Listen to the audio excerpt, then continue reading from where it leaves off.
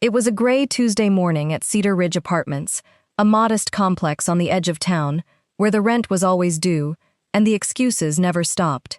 In the leasing office, a woman named Ashley Whitmore sat behind a cluttered desk, sorting through applications with the tired efficiency of someone who had learned not to care too much. Same Ashley managed the property for her mother-in-law, a woman she had met only twice, once at a wedding and once at a funeral. To Ashley, that woman was practically a stranger, a name on a deed, a signature on a check. That morning, an older woman walked through the office door, wearing a thrift store cardigan and carrying a folder of crumpled paperwork. Her name, according to the application in her hand, was Ruth Ann Combs. She said she needed a one-bedroom unit, that she was on a fixed income, that she'd fallen behind before but always caught up eventually. What Ashley didn't know was that the woman sitting across from her wasn't Ruth Ann Combs at all. Her real name was Margaret Langford. She owned Cedar Ridge.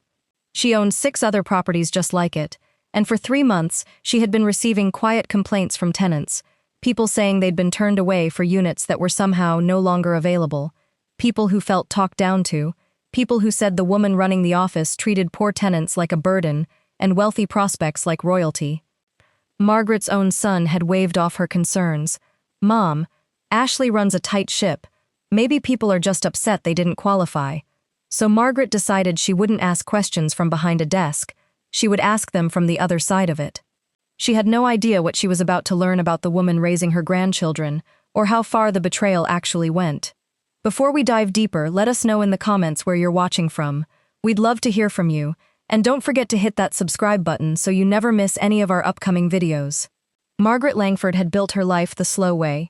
She and her late husband Walter had bought their first duplex 32 years ago, with money saved from 2 jobs and a lot of nights eating beans out of a can so they could make the mortgage. Back then they had lived in the smaller unit themselves, renting out the other side to a young couple who paid late more often than not, and Walter never once threatened them over it. He'd sit at the kitchen table some months and say, quietly, "We'll figure it out," and somehow they always did. Margaret used to tease him for being too soft to run a business. Walter would just shrug and say a landlord who forgot what it felt like to worry about rent had no business being a landlord at all. Margaret had never forgotten. Even now, decades later, sitting on a portfolio worth more than either of them had ever dreamed of back in that little duplex, she still remembered the particular kind of fear that came with an envelope from the bank, the way her stomach used to drop before she even opened it. Which was exactly why the complaints bothered her so much. They had started small, the way most warnings do. A tenant advocacy group had sent a polite but pointed letter about concerning patterns at Cedar Ridge, patterns they didn't specify, but the phrase alone had kept Margaret up one night longer than she liked to admit. Then, a few weeks later, a former employee had called her directly. His name was Marcus Webb's predecessor, a maintenance man named Gerald Osei, who'd worked at Cedar Ridge for nearly 6 years before quitting without notice.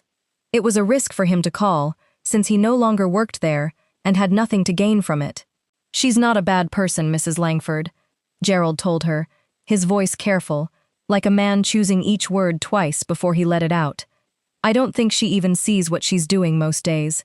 But somebody who actually owns this place needs to see it, because I couldn't keep fixing things with one hand while she made people cry with the other." Margaret asked him what he meant, and he told her. A woman denied a unit for a supposedly poor credit score that Gerald happened to know, from an unrelated conversation, was actually excellent. A maintenance request that sat untouched for 2 months, because Ashley kept saying there wasn't budget, while a resident 2 doors down had brand new granite countertops installed within a week of moving in, and complaining about the old ones. Small things individually.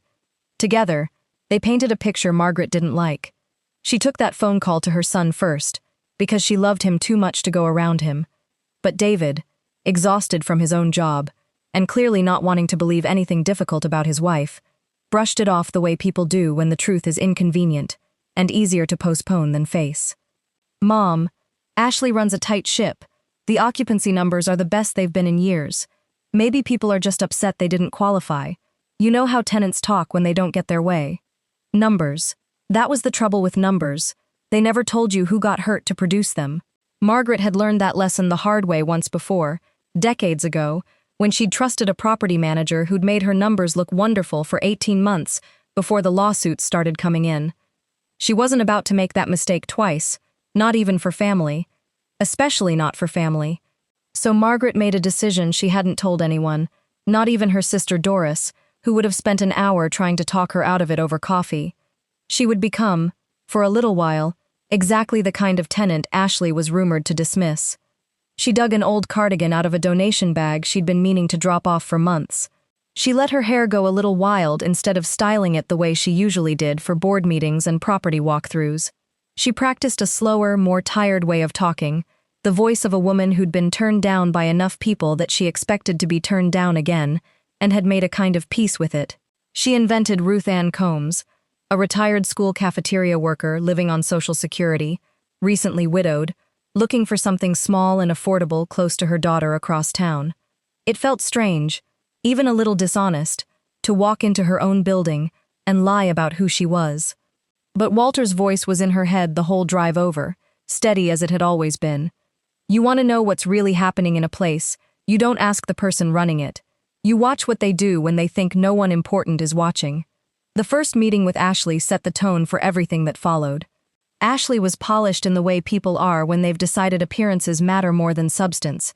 Good highlights, a blazer a little too sharp for a leasing office in a modest complex, a smile that switched on and off depending on who walked through the door, and what they looked like they could offer her. When Ruth Ann Combs sat down across from her, that smile barely appeared at all. It flickered once, out of habit, and then settled into something flatter and more efficient. "You said fixed income," Ashley said, not quite looking up from the form on her desk. "Social Security only, or do you have other income sources?" "Just Social Security, dear, and a little help from my daughter sometimes, when things get tight. We generally require income to be 3 times the rent. Social Security alone rarely meets that threshold." Ashley said this the way a person recites a rule they've said 100 times, bored of hearing themselves say it, already halfway to the next line before Margaret had finished processing the first. "I was hoping we could talk about it," Margaret said, letting her voice tremble just slightly, the way a woman might if she'd rehearsed this conversation in her car beforehand, and was terrified of it anyway. "I've never missed a payment in my life, not once, not in 30 years of renting. I fell behind for 2 months after my husband passed, medical bills, you understand, but I caught up. I always catch up. I just need someone to give me a chance." "I understand that's difficult," Ashley said, in a tone that suggested she did not particularly want to understand it at all. "But I have a responsibility to protect this property's numbers for ownership. I really can't make exceptions, no matter the circumstances. It wouldn't be fair to the process." Margaret sat with that sentence for a long moment, turning it over. Protect this property's numbers for ownership. She almost laughed out loud, right there in the office. She was ownership. Nobody had asked her if she wanted tenants like Ruth Ann Combs, protected right out of a home over a technicality on a form. "Is there anything available at all?" Margaret pressed gently, folding her hands in her lap the way a nervous person does when they're trying not to seem desperate. Ashley glanced at her screen, clicked through something without really reading it, then looked back at Margaret with the practiced patience of someone delivering bad news for the 100th time that month. "Nothing right now. I'll keep your application on file, and we'll reach out if something opens up." Margaret thanked her politely, and left, walking slowly across the parking lot, the way an older woman with sore knees might, even though her knees were perfectly fine. She sat in her car for 10 minutes afterward before she trusted herself to drive, gripping the steering wheel and breathing the way she used to teach herself to do before difficult board meetings, back when Walter was still alive, to remind her that anger, handled patiently, could accomplish far more than anger let loose too soon. Over the next 3 weeks, Margaret, as Ruth Ann, returned to Cedar Ridge under different pretenses, learning the rhythms of the place the way she never could have from a quarterly report. She lingered in the parking lot pretending to wait for a ride that never came. She sat on a bench near the mailboxes with a paperback novel she never actually read past the first chapter, the pages growing soft from being carried around and never opened. She struck up conversations with actual tenants, the way lonely older women are permitted to do without anyone questioning it too closely, and people talked to her freely because nobody suspects a woman in a thrift store cardigan of being the person who signs their lease and cuts every check in the building. What she learned broke her heart in pieces, a little at a time, the way bad news always seems to when you're not braced for the next piece coming. There was Denise Okafor, a home health aide with 2 kids, who told Margaret over a shared bench and a bag of pretzels that she'd been late on rent exactly once in 4 years, 3 days late, because her paycheck had been delayed by her employer's new payroll system, something entirely out of her control and easily documented. Ashley had charged her a full late fee anyway, and, when Denise politely asked if it could be waived given her spotless record, told her flatly that policy is policy, and that if it happened again, she'd be looking at formal eviction proceedings. Denise had paid the fee rather than argue further. She couldn't afford to lose the roof over her children's heads over a fight about $75, even a fight she was clearly right about. There was Harold Vance, a Korean War veteran in his 80s, who still stood a little too straight out of old habit, whose air conditioning had been broken for 6 weeks in the middle of a brutal summer. He'd submitted 3 separate maintenance requests, each one logged and each one seemingly forgotten. Nothing happened until his daughter, a lawyer who lived 2 states away, called the office directly and mentioned the words habitability violation in a tone that left no room for delay. The unit was fixed within 2 days of that phone call. Funny how fast things move, Harold told Margaret one afternoon, shaking his head slowly. Once somebody with a law degree gets involved. Meanwhile, a widow across the hall waited 4 months for her stove to get fixed, and nobody with a law degree ever called about that. There was also a resident named Kayla Simmons, whose husband worked downtown in finance, who mentioned to Margaret in passing, without any awareness of what she was really revealing, that the office had let her switch to a 6-month lease with no trouble at all, just to accommodate an upcoming move. Margaret filed that detail away quietly, the way she was starting to file away a great many small details that, on their own, meant little, but together were beginning to form a shape she didn't like.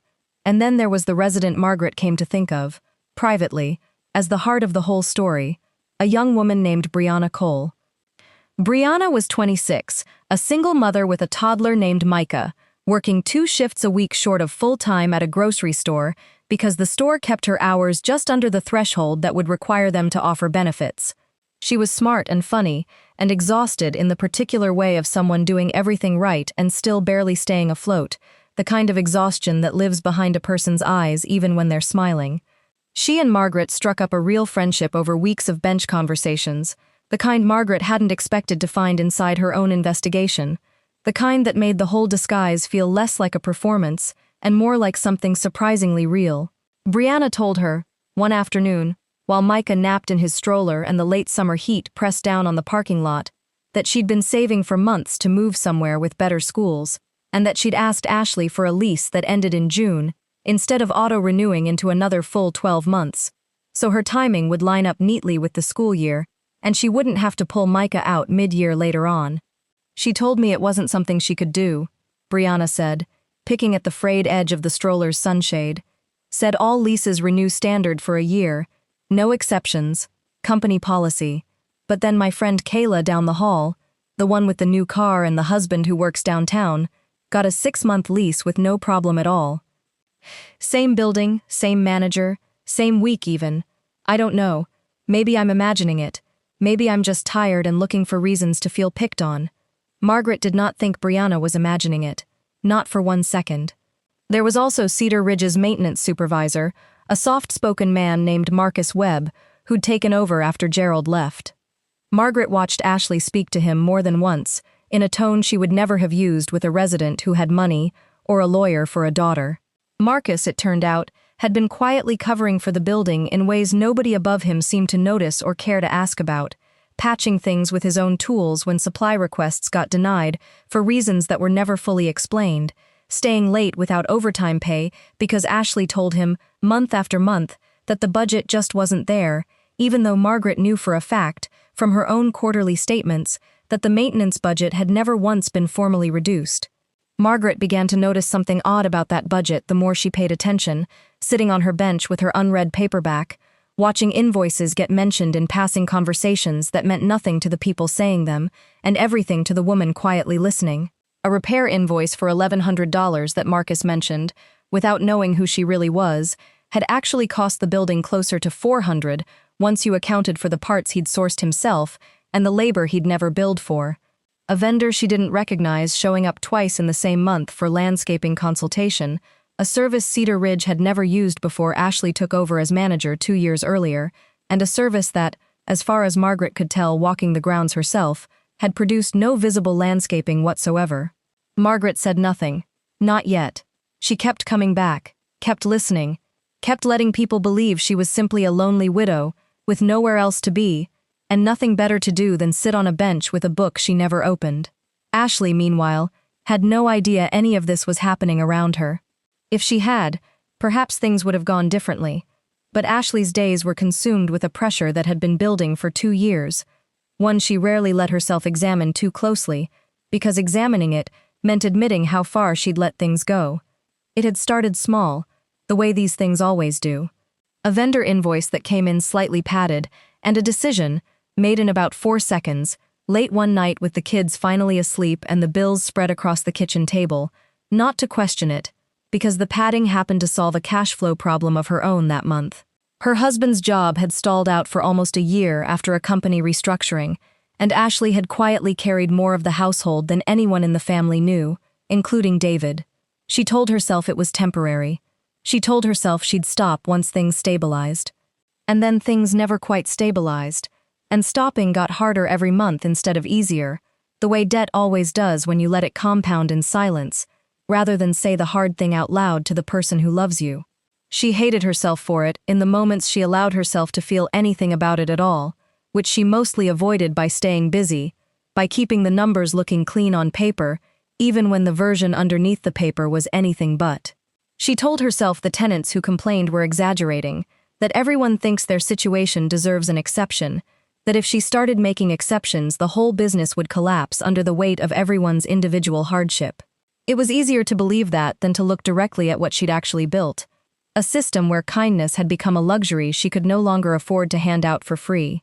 It was Brianna's landlord trouble that finally forced everything into the open, all at once, the way a dam doesn't leak so much as give.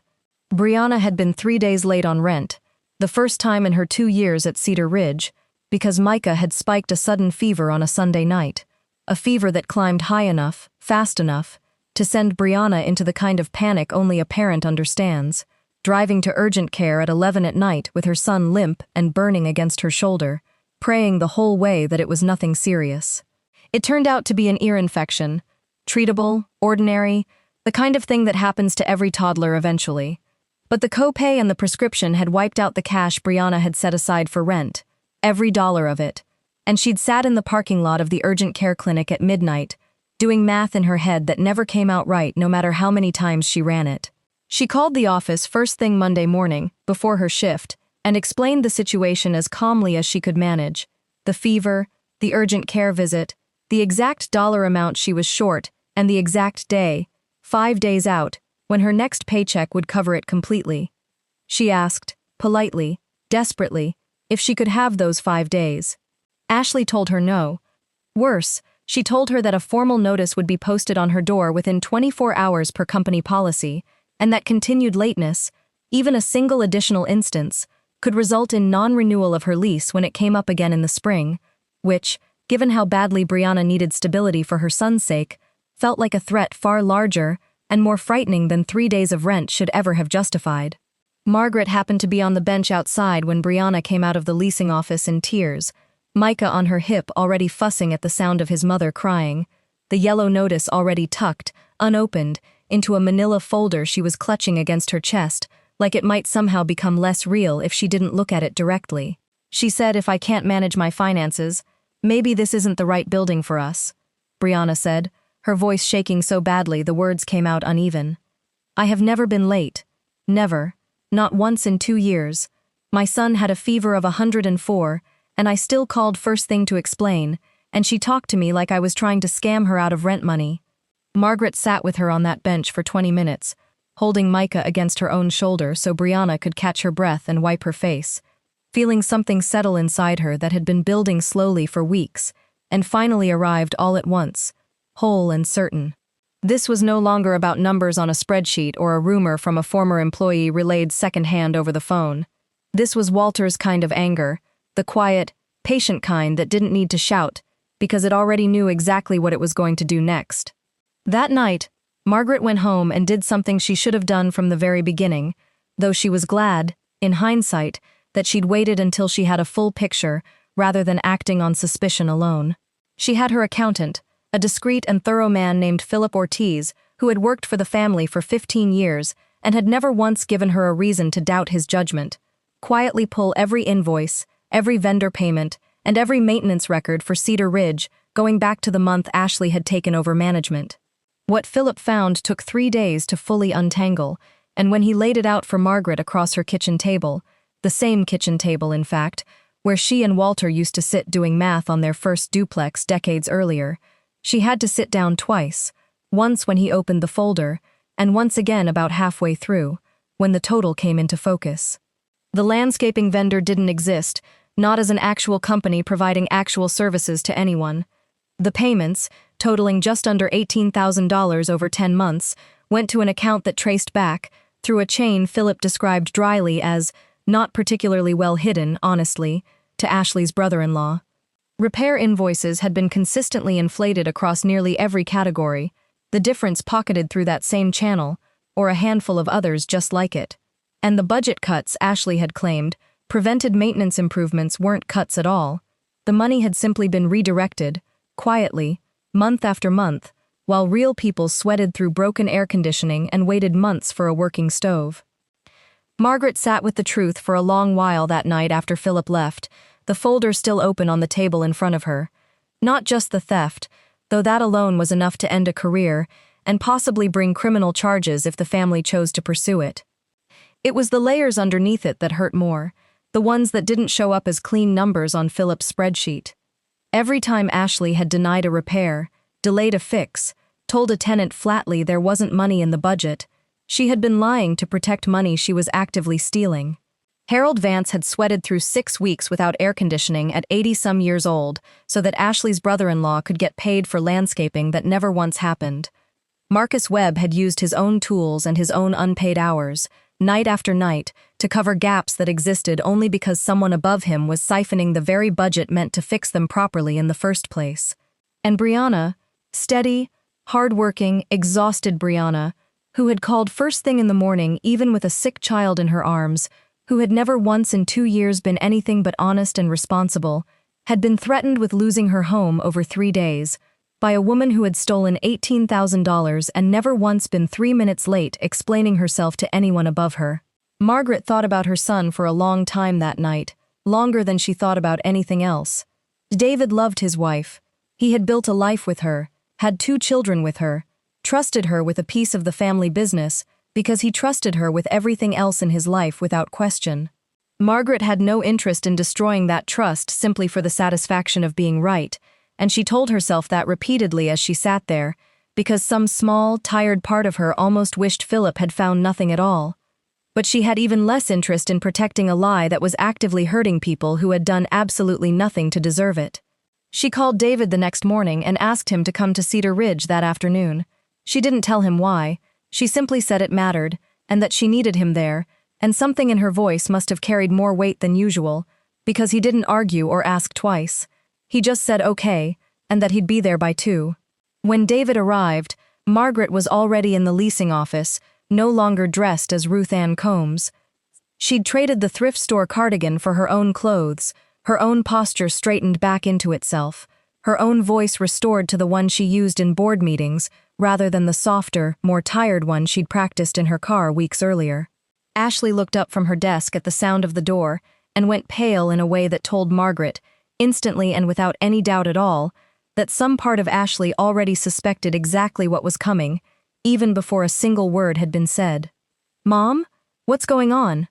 David asked, looking between the 2 women, sensing immediately that something in the room had shifted in a way he didn't yet understand. "Sit down, both of you," Margaret said. Her voice was calm. It was the calm that comes only after weeks of anger have already burned through and left something steadier and more deliberate behind. "I need to tell you both something, and then I need you, Ashley, to tell me the truth. You're going to want to lie. I'm asking you not to. It won't change what I already know, and it will only cost you more than it already has." Margaret told them everything, slowly, in order, the way she'd have laid out a report to her own board. About Ruth Ann Combs, and the cardigan, and the bench by the mailboxes, about Denise's late fee, and Harold's 6 weeks without air conditioning, and Kayla's easy 6-month lease sitting right alongside Brianna's denied one. About Brianna's yellow notice, still folded somewhere in this office's paperwork, taped to a manila folder over a debt of 3 days, and a 104-degree fever. And then, finally, about Philip Ortiz, and the landscaping vendor that didn't exist, and $18,000 that had quietly become someone's problem to explain to a detective, if it came to that. David's face moved through something Margaret had never seen on her son before, in 31 years of knowing him, confusion sliding slowly into disbelief, disbelief sliding, even more slowly and far more painfully, into something that looked a great deal like grief. He turned to his wife, and his voice cracked on the first word. "Tell me it's not true." Ashley did not tell him it wasn't true. She sat very still for a long moment, her hands flat on the desk in front of her like she was bracing against something, and then she put her face in her hands, and when she finally spoke, it wasn't really a defense at all. It was closer to a confession that had been waiting a long time to come out sideways, in front of the wrong audience, at the worst possible moment. "I felt like I was drowning," she said, her voice muffled behind her fingers before she lowered them, forcing herself to look at both of them. "You don't know what it's like managing this place, David. Every month it's 100 small emergencies, and everyone above me acting like I should just handle it quietly, and your mother's never actually here to see any of it, and things with your job stalling out last year. I was carrying more than either of you knew, and I told myself if the numbers looked good enough, nobody would ever actually look closely at how I got them there. I told myself I'd stop once things stabilized. I told myself it was temporary, and then it kept being easier not to stop than to face what stopping would mean." "Easier," Margaret repeated quietly, letting the words sit in the room, then fixing an 80-year-old man's air conditioner in a heat wave. "Easier than being honest with a mother of one who called you at 7 in the morning, with a feverish toddler in her arms, to explain 3 days she couldn't help." Ashley didn't answer that. There wasn't an answer that made it smaller, and to her credit, she didn't try to find one. What happened over the following weeks was not simple, and Margaret didn't pretend to anyone, least of all herself, that it was. Ashley was removed from management of Cedar Ridge immediately, and, after a long and difficult family conversation that Margaret did not enjoy but did not avoid either, from managing any of the family's other properties going forward. Whether the family pursued criminal charges over the diverted funds was, in the end, David's decision to make more than Margaret's, and Margaret respected that it was his marriage bearing the heaviest weight of that choice, even as she made clear, calmly and without room for negotiation, that every stolen dollar would be repaid regardless of what else was decided. Margaret hired a new property manager for Cedar Ridge, a woman named Patricia Nguyen, recommended of all people by Marcus Webb, who Margaret asked to stay on with a raise he had been quietly owed for well over a year and never once complained about receiving late. Every tenant who had been overcharged a late fee under Ashley's management was refunded in full, no questions asked, and no forms required beyond a simple confirmation of their name. Harold Vance received a formal letter of apology, along with a standing maintenance guarantee, any request acknowledged within 24 hours, resolved within a week, no exceptions, no more vague excuses about a budget that Margaret now personally reviewed every single quarter, line by line, herself. And Brianna got her lease adjusted to end precisely in June, exactly as she'd asked for from the very beginning, along with an apology Margaret delivered herself, this time as Margaret, not as Ruth Ann. She sat on that same bench with Brianna one more time on a cooler afternoon in early fall, Micah babbling happily between them over a toy he refused to share, and told her honestly that the woman who'd made her cry in that office had been stealing from the very budget that should have protected every family in that building, hers included. "You did nothing wrong," Margaret told her, taking her hand. "Not one single thing. I need you to hear that, and actually believe it." Brianna cried again, but differently this time, the tears coming easier and leaving faster. "I kept thinking maybe I was just being paranoid. Like maybe I really was the problem, and I just couldn't see it because I was too tired to think straight." "You weren't the problem," Margaret said firmly. "You were never the problem. Poor people asking for a little grace are rarely the problem, Brianna. It's usually the person deciding who deserves grace in the first place, and what they're hiding behind that decision." Months later, Cedar Ridge looked different. Not in any way you could photograph for a glossy brochure, but in the ways that actually mattered to the people living inside it. Maintenance requests got answered within days instead of months. Late fees, on the rare occasion they were even necessary, came attached to an actual conversation instead of a form letter and a threat. Patricia Nguyen kept an open-door policy that Margaret checked on personally, unannounced, more than once over that first year, though she never bothered disguising herself as Ruth Ann Combs again. She didn't need to. She'd already learned everything she needed to learn, and it had cost her far more than she'd expected going in. A piece of her son's trust in his marriage, weeks of quiet anger she'd carried mostly alone, the strange, specific grief of watching someone she'd hoped to love, like a daughter, reveal exactly who she became, under enough pressure and enough silence. But she'd also learned something else that autumn, something she tried, imperfectly, to explain to David one evening months later, the two of them sitting at that same kitchen table where Philip had once laid out $18,000 worth of betrayal. "I didn't do this to punish Ashley," she told him, choosing her words as carefully as she could. "I did it because somewhere along the way, without noticing exactly when, I'd started believing my job was just to own things. Buildings, numbers, a portfolio to leave behind for you and the girls. But owning something means you're responsible for what happens inside it, David. Even the parts you never personally see. Especially the parts you never see." David nodded slowly, still working through his own grief in his own time, still rebuilding something with Ashley that might or might not hold in the end. That part of the story belonged to him and Ashley alone to finish, and Margaret knew better than to write it for them. But he understood, finally, sitting there, what his mother had been trying to tell him all the way back on that first phone call, the one he'd been too tired and too unwilling to really hear. "You know," Margaret said, almost to herself, looking out toward the window rather than at him, "people don't need fancy apartments or granite countertops to feel like somebody respects them. They just need to be believed.